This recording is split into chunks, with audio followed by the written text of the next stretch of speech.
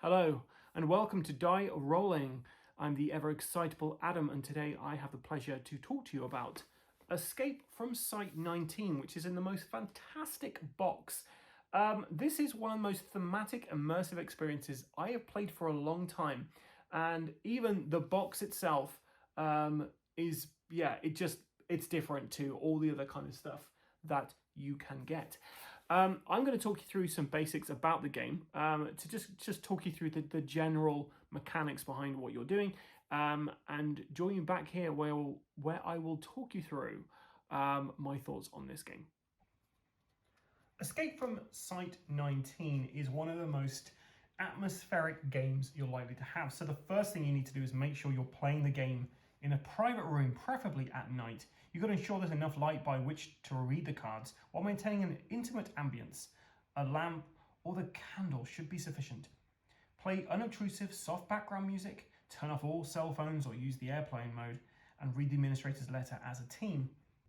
To EC7C from the administrator. Subject, internal memo from the administrator. We secure, we contain, we protect. While mankind is blinded by the light, we must fight the darkness. We must resist it, contain it, and shield it from the eyes of the public, so that they may live a sane and orderly existence. No one else can protect the world from this darkness, from the anomalous, from the terrifying unknown. Throughout human history, there have always been someone to look out for the innocent, to maintain an illusion of normalcy. This cannot change. We must continue to stand up to the monsters that roam in the shadows.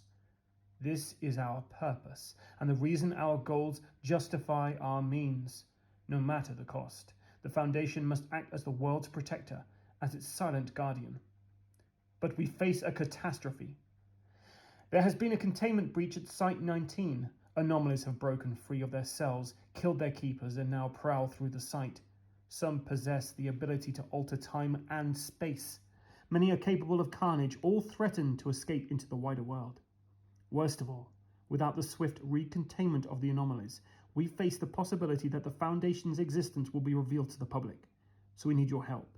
Round up the anomalies, preserve our research, and protect our anonymity. Then, and only then, should you consider your escape. You are alone in this assignment. Our mobile task forces will not make it to the site in time, but the clock is also ticking for you. If you are unable to restore order, we are left with no option but to raze Site 19 to the ground. So hurry. We do not want a repeat of the incident at Site 13. Now go and good luck. The Administrator. After you do that, you've got to select a personal item. So this game doesn't actually come with game pieces. You've got to provide your own personal item, which is moved around the game board. The team then prepares the game board and sorts the cards into the correct decks. Team members should refrain from reading the cards. It's better to be surprised. And every team member places a CCT in the cross-contamination zone. The team lights the candle. And here is the said candle. It is an actual candle. And you can light it, or you can get yourself another candle. But it's used for several of the tasks. Here's the board itself. It also comes with some matches with the SCP Foundation on there.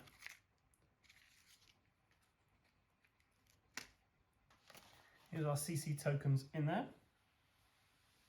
Next, you choose your character. Every team member draws from the deck of character cards and may either choose a specific character or select one at random. There's some that are recommended for the first game, but you have got a ton to choose from. We've got the cleric. We've got the cleric, the agent, the saboteur,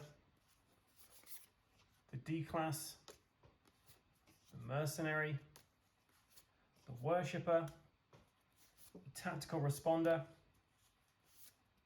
the administrator, the field agent, Dr. Wondertainment, the volunteer, the security officer,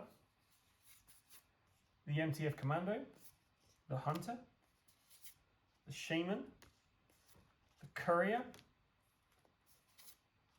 the artist, the scientist, the factory owner,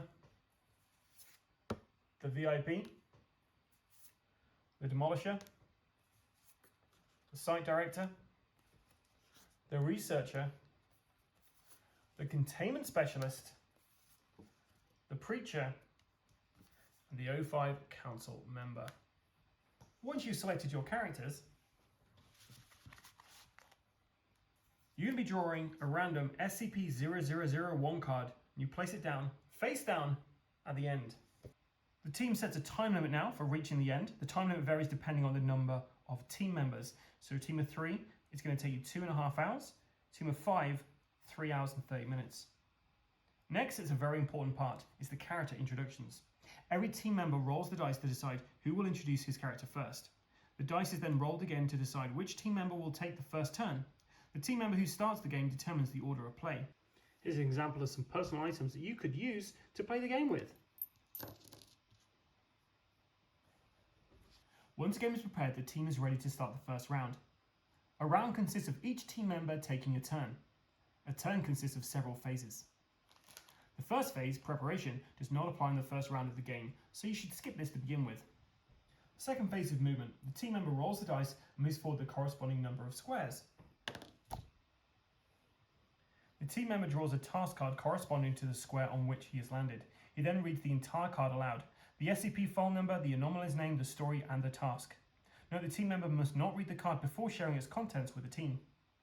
Some cards may require the team member to roll the dice again to determine the task level of difficulty. The team member takes ownership of the card and immediately starts working on its task. Here's an example of one of the cards I would draw now, which is a safe card. We have SCP-0863, Patchwork Crabs. A cluster of crustaceans are scuttling towards you. They appear deformed until you see they have fish fins and goat hooves instead of claws. Maybe they're hoping to add a human hand to their collection. Roll the dice to perform a fight roll. If you roll higher than a 1, the task is complete. At the top of the card we have our class here. So this is which category or categories to which the SCP belongs. Top right is the authorization keys, or AKs. Resources earned from completing tasks. The card owner earns the amount of AKs shown in the large symbol. Any other team members who actively works on the task earns the amount shown in the small symbol. If there is one, in this case we don't have one. So in this case we just have to get higher than a 1, which we failed. Now if you fail a task, you have to place 1 token in the lockdown zone at the top here. You also have to return back to the previous checkpoint you're at, and as I haven't quite got there, I have to go right back to the beginning. The card owner also has to forfeit the given number of authorization keys. So at the beginning, it's 0 AKs, which is pretty handy, because if you can't pay, then you have to add additional tokens to the lockdown. Something else I'd like to point out is the thumbnails. These are pretty cool cards that you can use your authorization keys to buy, and they'll help you out in different points in the game. So all you need to do is get your guys to the end and complete whatever is on your SCP-001. So you've seen the pieces, you've seen the general idea of gameplay and what you're supposed to be doing, but this game is more than the sum of its parts. This is a fantastic, immersive, atmospheric evening for you and your friends. This wasn't one that we filmed because we wanted to have the experience of just enjoying an evening together and really delving into character, really just experiencing this game, because this isn't something which you can, just take to a game night. You couldn't take this to a board game cafe and be like, oh, here's some random people, let's all just rock up and give this a go. This is something that takes some prep work. You're going to need to have an atmosphere, because atmosphere is key in this game. It's not a game where you're going to be moving pieces around a board and, like miniatures and stuff, or standees, and you're defeating vampires or whatever. This is a game where you have to role play as your character to get the most out of this game. Otherwise, it's a pretty light experience. But the game tells you from the offset, you need to be prepared to be fully immersed in this to get the most out of this. And if you have players and yourself are the kind of person who loves to just really get into a character and just, just play along with the narrative, then this game will be right up your alley. I can already see this being a firm favourite between me and my friends, because this is something that we all enjoy a little bit of role play. We all enjoy a kind of horror theme, and we all enjoy kind of like an event experience. So what do I mean by event experience? Like Blood on the Clock Tower, or a game of Werewolf, or something like Captain Sonar, where you're 4 people on either side of subs trying to kill the other person. It's a different kind of game. It's not like a board game you get out like Ticket to Ride or any of the various different board games behind me. This is a game where you are going to be really committed to the character you're playing, the role you're playing, and just enjoying the process. There is a ton of replayability in here. So many different cards in here.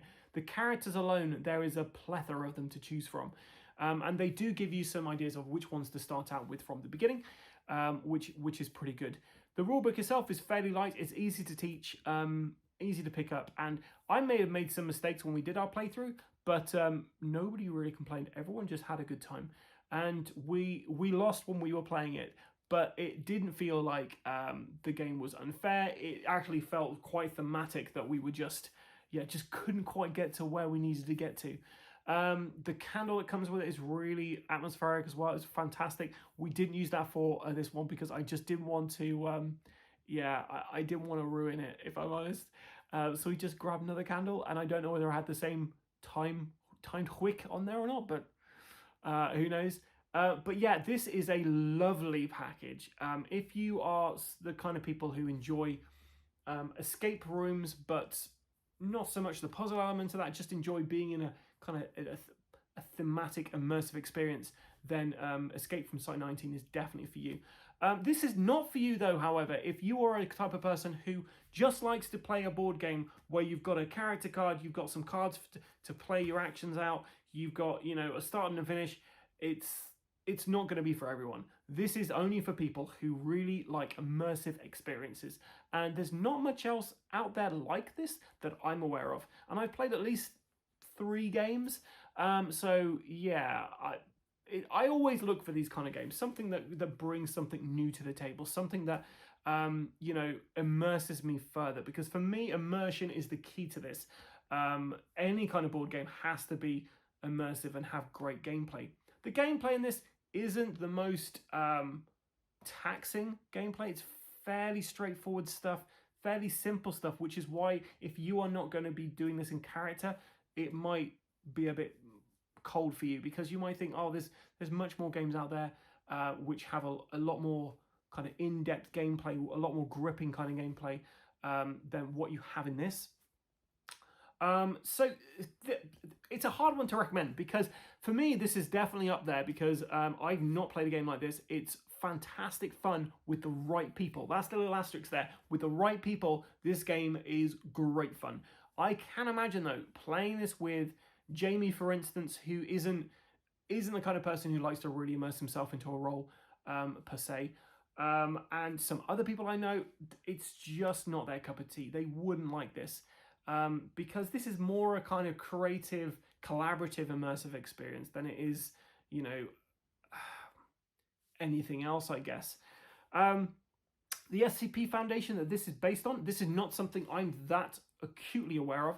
I've kind of skimmed around the surface of the SCP over the years. I've never really delved into it too much. It looks like a collaborative kind of shared universe of stories and other things, and that's the setting for this game. So if you are a big fan of SCP Foundation, then this game I imagine it would blow your socks off. But for someone who doesn't really know too much about it, other than the few Googles I've done and over the years seeing the odd product which has this with it, it's not something that I'm that familiar with, but it's a theme that I can get on board with. It's like X-Files style. It's fun. It's exactly what you think it would be going into this. So this is a review. Is this going to be a buy, a play, or an avoid from me? Well, this is going to be a play, and it's just a play rather than a buy, because like I say, this has to be for a specific group of people to really get the most out of it.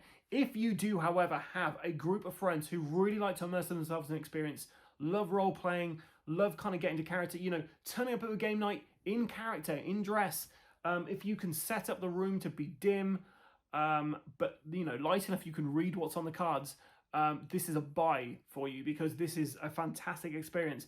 But for the general gamer out there, I would just say this is a play. You definitely have to check this out if you want to try something different. If you're willing to just suspend disbelief for an evening and just want to enjoy the fun of being somebody else, then definitely play this game. Try and find a copy of this somewhere. Try and, if you do get a copy of this, please run this game for other people, for randoms, and introduce people to this game, because it's something I think most people should give a go at. It's not for everyone, but I think most people who are into creative, collaborative, immersive experiences should definitely give this a go. So it is a play. For my own personal collection, would I like this in here? Hell yes. I would love to have this in my collection because it's just very different to the kind of stuff I normally play. I love having evenings where you can get a copy of Mysterium and everyone's really in character and enjoying all the kind of ins and outs of that. I enjoy Captain Sonar, just sitting down and having like, you know, just frantic fun trying to sink another team's sub. Werewolf as well, Resistance, those kind of games. Absolutely love that kind of stuff. So this for me is definitely something I'd love to have in my collection. But yeah, so I mean, that's all I can really say about it. I didn't want to show too much of the game because I didn't want to spoil it. We couldn't really show the gameplay to this because we didn't want to kind of detract from what the experience was. What the atmosphere would have been, well, very different from when you're actually playing a game as opposed to filming a game which you're playing. When you're playing a game for a review or just a gameplay session, you're explaining what you're doing. You're aware that you're on camera and you're kind of putting on a bit of a persona so that you can, you know, show the game in the best light or in the worst light, depending on which way you kind of roll with that. So yeah, it wasn't something that I felt that comfortable with recording, just because it would have detracted from the immersive experience we had. And the couple we played with absolutely loved this game, had a great time, and it was one of those, yeah, we'd love to try that again sometime. So yeah, that's it from me. It's a buy if you're a big fan of interactive, atmospheric, cooperative, immersive games. It's a play if you're a fan of just trying something different and kind of event games like game nights, which are a bit different to the normal kind of game night you might be used to. And also if you are a fan of kind of putting on a role when you're playing a game. Avoid though if any of what I've just said just sounds like nightmare fuel. Anyway, thank you so much for watching this video. I've been the ever excitable Adam, and if you've enjoyed this content, then please stay tuned to the channel. We've got a ton of stuff coming in the new year, and still, I mean, we're still in this year, so there's still stuff coming this side as well. So yeah, please stay tuned to the channel. Please like and subscribe wherever you can find us, and until next time, please make sure you stay safe or die rolling.